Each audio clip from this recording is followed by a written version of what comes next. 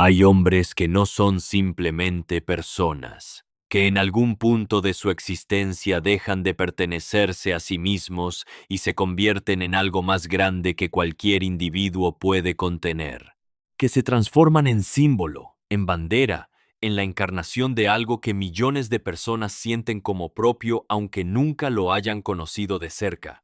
Y esa transformación, que desde afuera parece solo gloria, desde adentro tiene una textura completamente diferente. Una textura que muy pocas personas llegaron a conocer.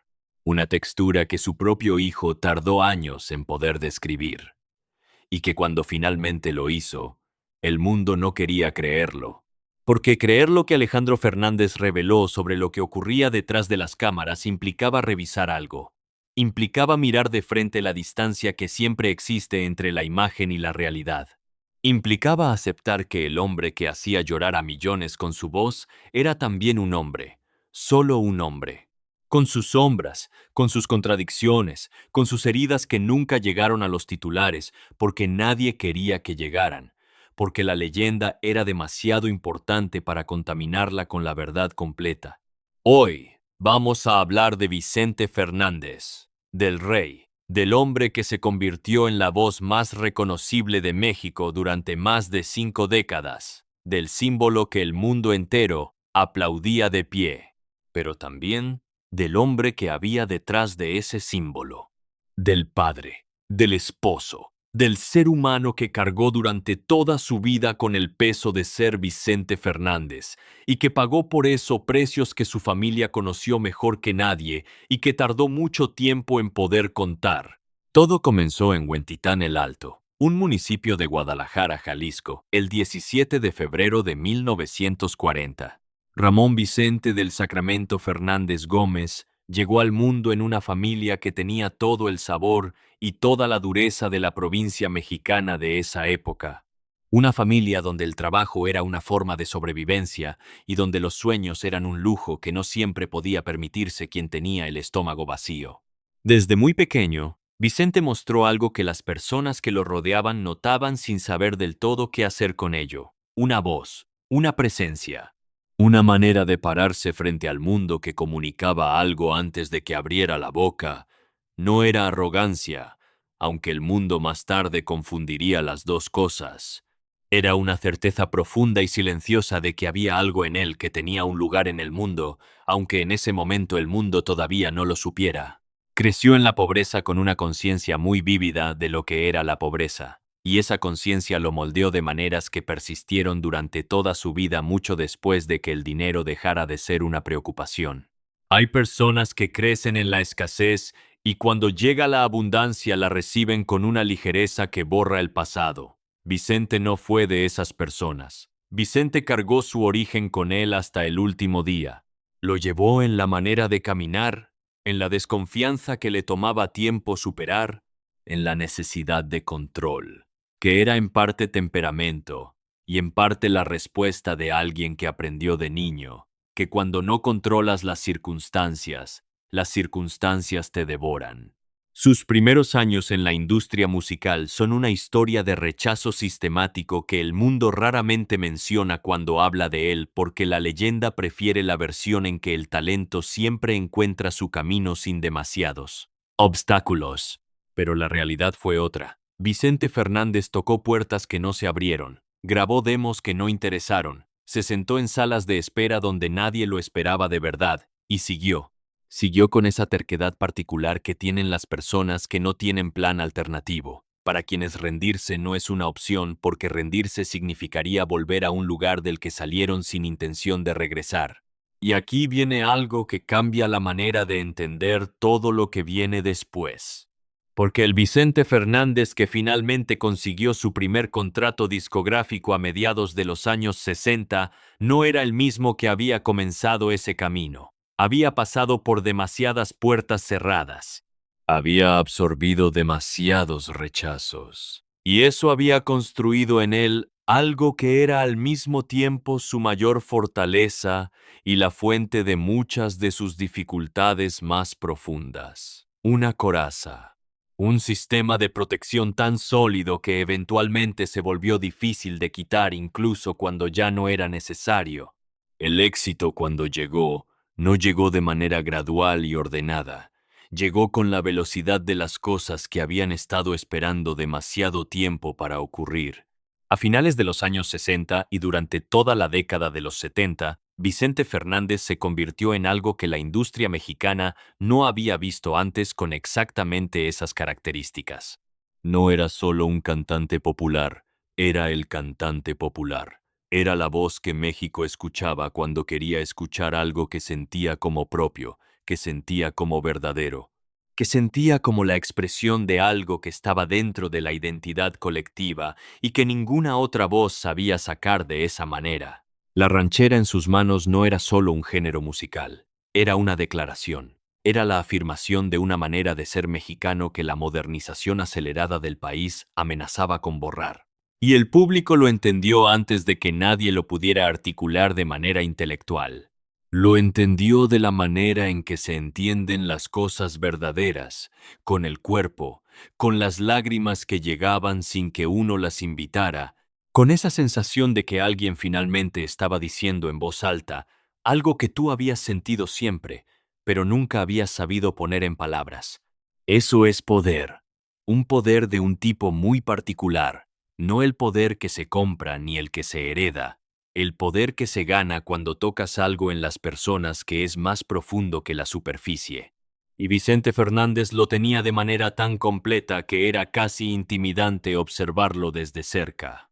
Pero el poder de ese tipo tiene sus propias exigencias, sus propias trampas, y lo que ocurre cuando un hombre se convierte en ese tipo de símbolo es que el mundo deja de ver al hombre y empieza a ver solo el símbolo. Y el hombre, que sigue siendo un hombre aunque el mundo lo haya convertido en otra cosa, tiene que encontrar la manera de existir dentro de esa imagen sin desaparecer completamente dentro de ella. No todos lo logran. Y la pregunta que durante décadas estuvo suspendida en el aire alrededor de Vicente Fernández, formulada siempre en voz muy baja, era si él lo había logrado del todo. Lo que su familia veía, lo que su hijo reveló, lo que nadie quería creer porque era más fácil no creerlo, empieza aquí. Empieza en la distancia entre lo que Vicente Fernández era en el escenario y lo que era cuando se apagaban las luces y quedaba solo la persona.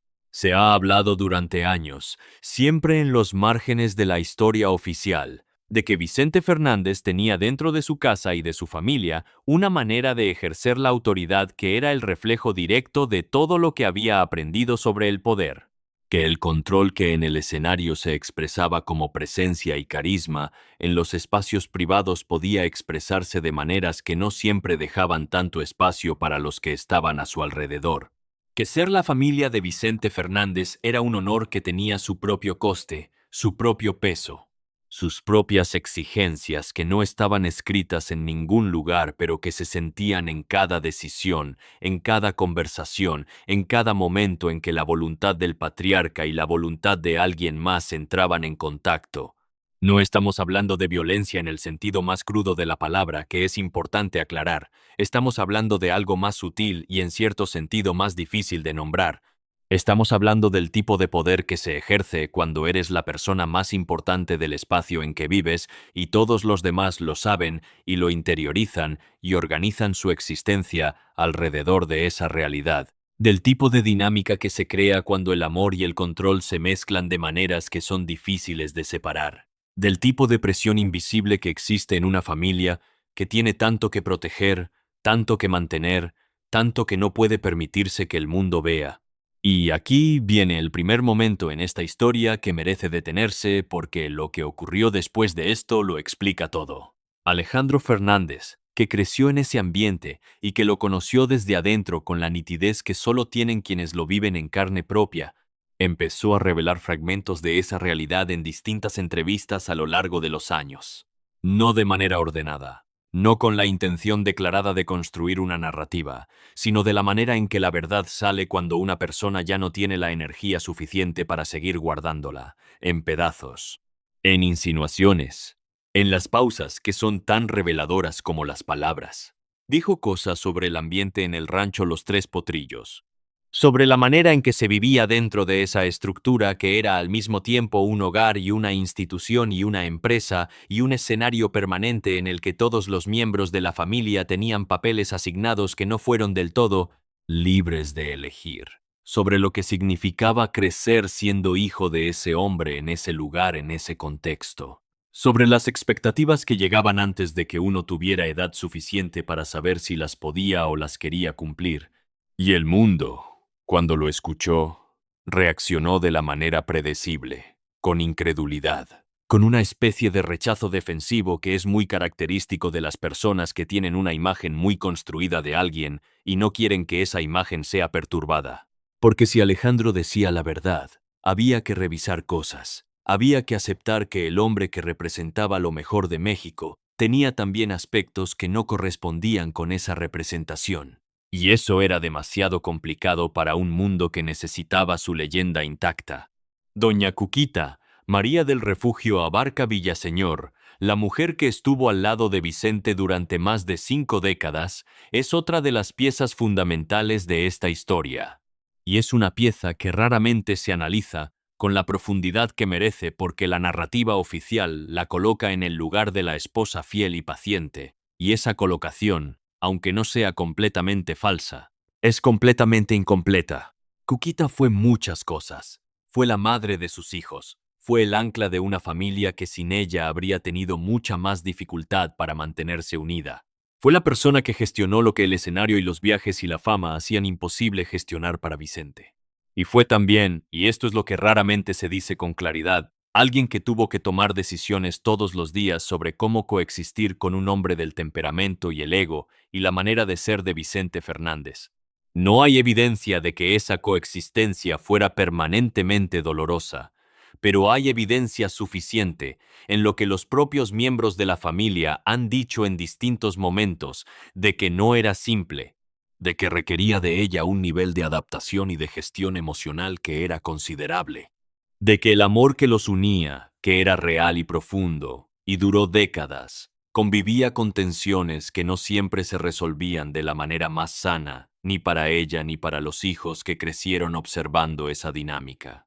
Se dice, y esto ha circulado de manera persistente, aunque nunca con los detalles que harían falta para confirmarlo del todo, que hubo en la vida de Vicente Fernández episodios de infidelidad que Cuquita conocía y que manejó con esa combinación de dignidad y pragmatismo que desarrollan las mujeres que deciden mantener algo que importa más que las circunstancias específicas que amenazan destruirlo, que había una especie de acuerdo tácito, no hablado, no acordado explícitamente, sobre ciertas realidades que existían y que se toleraban dentro de ciertos límites que nunca se nombraron pero que todos conocían.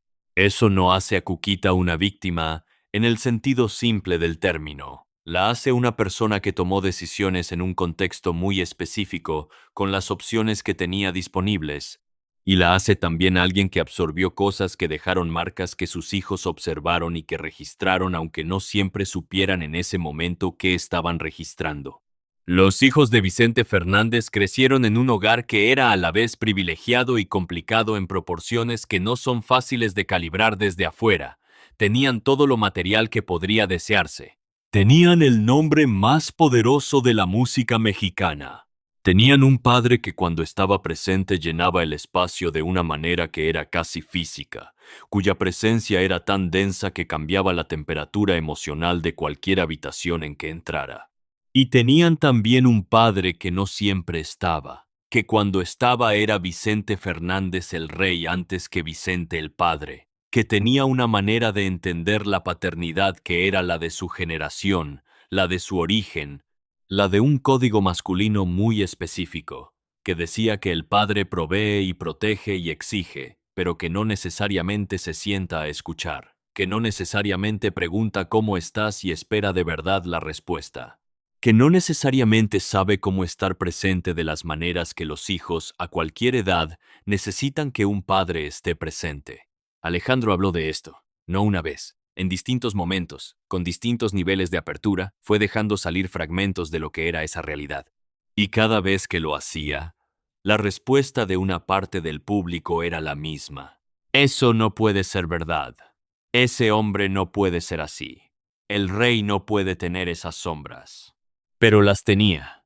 Las tiene todo el mundo. Y fingir que no las tenía no es hacerle un honor a Vicente Fernández. Es negarle su humanidad. Es convertirlo definitivamente en símbolo y borrar al hombre que hubo dentro de ese símbolo. Hay un aspecto específico de la historia de esta familia que merece atención particular porque es quizás el que más rumores ha generado y el que menos se ha examinado con honestidad. Es la cuestión de la herencia. No solo la herencia económica, aunque esa también tiene su complejidad propia, sino la herencia emocional. Lo que Vicente transmitió a sus hijos de maneras que no eligió transmitir, pero que transmitió de todas formas, porque así es como funciona el trauma y los patrones y las dinámicas que se aprenden antes de tener la capacidad de cuestionarlas. Los hijos de Vicente, cada uno de ellos, llevaron el peso de ese apellido de maneras muy diferentes.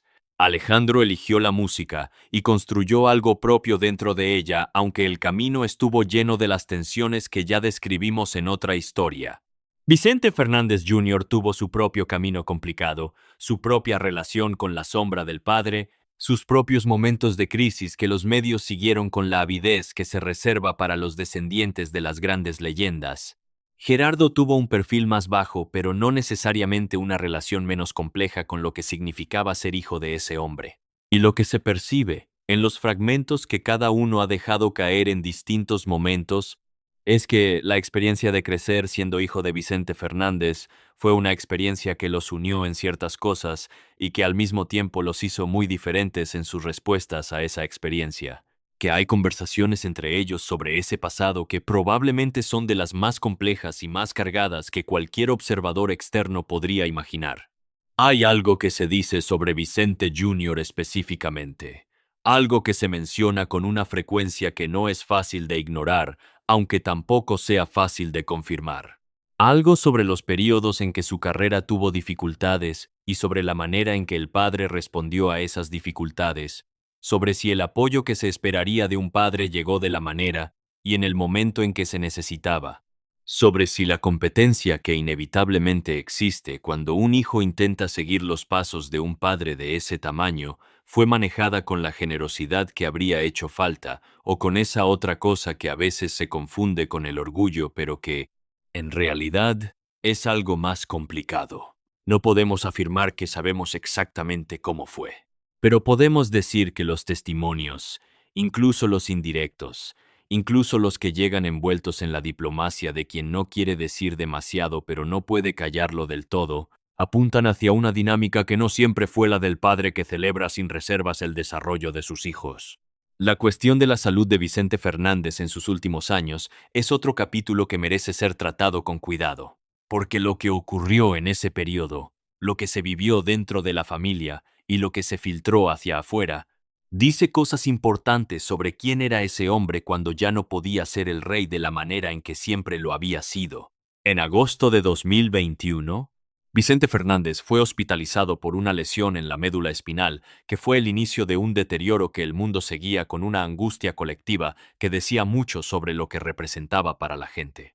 No era solo un hombre enfermo, era la posibilidad de que algo que parecía permanente pudiera no serlo. Era el recordatorio de que incluso las leyendas son mortales. Y en el período que siguió, en esos meses finales que se extendieron desde el hospital hasta el rancho y de vuelta al hospital, hubo cosas que ocurrieron que generaron conversaciones dentro de la familia que no siempre salieron de manera ordenada hacia el mundo exterior, pero que cuando salían dejaban una imagen que era diferente de la imagen oficial. Se habló de una decisión médica que el propio Vicente tomó en ese periodo que generó controversia dentro de su entorno. Se dijo, y esto circuló con una consistencia que hizo difícil ignorarlo, que Vicente Fernández rechazó un trasplante de hígado porque el órgano disponible provenía de un donante que, según él, podría haber tenido una identidad que él no aprobaba. La manera en que esa historia salió a la luz, con los detalles que la acompañaban, generó reacciones muy diferentes, algunas de rechazo a la narrativa, argumentando que era una distorsión o una fabricación, otras de un silencio elocuente que decía que aunque los detalles pudieran no ser exactamente así, había algo en la historia que no era completamente inventado. Lo que sí está documentado es que Vicente Fernández tuvo posiciones sobre ciertas cuestiones que eran propias de un hombre de su generación, de su origen, de su contexto específico. Posiciones que en algunos casos chocaban con lo que el mundo contemporáneo consideraba aceptable. Y que esas posiciones, que el mundo de sus primeros años de fama le habría celebrado sin cuestionar, en el mundo en que pasó sus últimos años, generaban tensiones que él no siempre sabía cómo navegar. Hay algo que se comenta sobre sus últimos meses, sobre la manera en que recibía las visitas en el hospital y luego en el rancho, sobre cómo era ese Vicente reducido a la cama, sin el escenario, sin el público, sin la coraza del rey, para protegerlo de todo lo que no quería que llegara, sobre lo que mostraba cuando ya no podía mostrar otra cosa que lo que realmente era. Quienes estuvieron ahí, quienes lo vieron en ese estado, hablan de momentos de una vulnerabilidad que el Vicente Fernández de los carteles nunca habría permitido que nadie viera. De momentos en que el hombre que siempre había necesitado controlarlo todo se encontraba en una situación en que no podía controlar nada, y eso le generaba un tipo de sufrimiento que iba más allá del físico. De momentos en que pedía cosas, en que expresaba necesidades que durante toda su vida había enterrado debajo de la imagen de la fortaleza absoluta. Y se dice también, siempre con esa cautela de quién sabe que está hablando de cosas muy privadas, que hubo conversaciones en esos últimos meses que fueron importantes. Que hubo cosas que Vicente dijo a sus hijos, o intentó decir, que eran diferentes a lo que había podido o querido decirles antes. Que la cercanía de la muerte hace con las personas lo que la vida cotidiana raramente logra, las despoja de las protecciones y las obliga a hacer lo que son debajo de todo lo que construyeron encima. Si esas conversaciones fueron suficientes para cerrar lo que necesitaba cerrarse, eso es algo que solo los involucrados pueden saber, y que quizás ellos mismos no saben del todo, porque el cierre de las cosas profundas raramente llega de manera ordenada ni en el momento en que se necesita. Lo que Alejandro reveló, o fue revelando de manera fragmentada, sobre lo que pasaba detrás de las cámaras, no fue solo información sobre su padre, fue también, inevitablemente, información sobre sí mismo, sobre lo que fue su infancia y su formación, sobre las cosas que tuvo que cargar sin que nadie lo viera cargarlas, sobre la complejidad de amar a alguien que al mismo tiempo es tu héroe y la fuente de algunas de tus heridas más profundas. Esa combinación es de las más difíciles que existen, porque no te permite la claridad del rechazo ni la simplificación de la adoración sin reservas.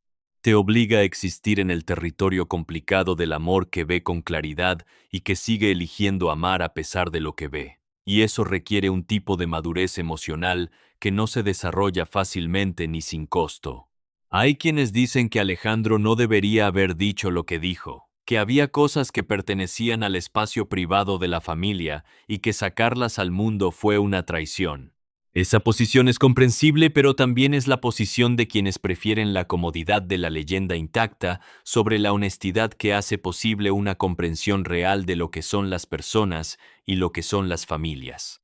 La otra posición, que también se sostiene con argumentos válidos, es que lo que Alejandro reveló era parte de su propia historia y que nadie tiene el derecho de pedirle que guarde silencio sobre su propia experiencia. Que el silencio que se impone para proteger la imagen de las personas poderosas es uno de los mecanismos más persistentes por los que ciertos patrones se perpetúan sin que nadie los nombre y por tanto sin que nadie los pueda cambiar. La muerte de Vicente Fernández el 12 de diciembre de 2021 no fue solo la pérdida de un hombre. Fue el cierre de una era que muchos no estaban seguros de que pudiera cerrarse porque era tan grande que parecía impermeable al tiempo.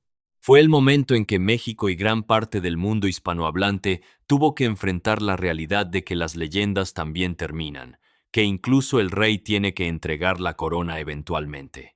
Y fue también, para quienes estaban más cerca, el inicio de un proceso de duelo que era mucho más complicado que el duelo ordinario. Porque perder a alguien con quien tienes cuentas pendientes, con quien tienes amor y herida mezclados de maneras que no se pueden separar fácilmente, con quien tenías conversaciones que aún faltaban, Es una pérdida que tiene su propia calidad específica, una que no siempre se puede llorar de la manera que el mundo espera que se llore. Lo que quedó después de Vicente Fernández es enorme en todos los sentidos.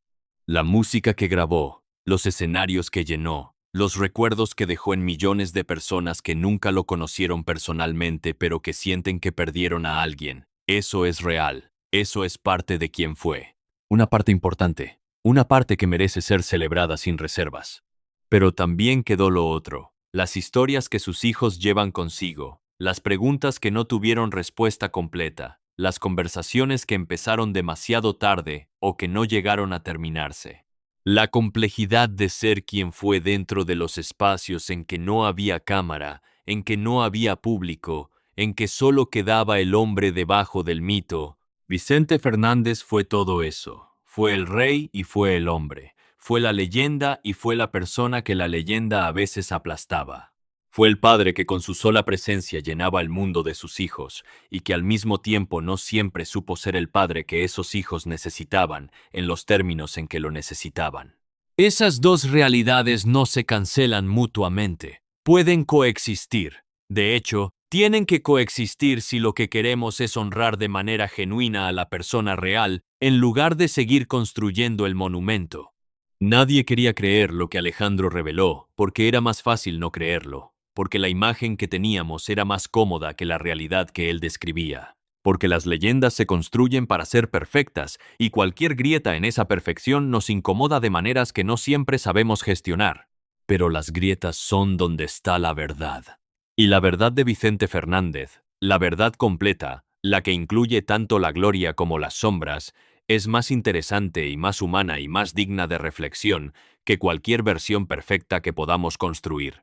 Porque un hombre que llegó desde la pobreza de Huentitán el Alto hasta convertirse en el símbolo más reconocible de una identidad nacional, que cargó ese peso durante más de 5 décadas, que amó y falló y construyó y rompió y volvió a construir, que fue leyenda y fue humano al mismo tiempo, merece ser recordado en toda su complejidad. No como el rey que nunca tuvo sombras, sino como el hombre que tuvo todas las sombras que tienen los hombres reales, y que a pesar de ellas, o quizás gracias a ellas, tocó algo en millones de personas que no tenía precio y que nadie le puede quitar. Eso fue Vicente Fernández. Todo eso. Y nadie que lo recuerde debería conformarse con menos que la historia completa.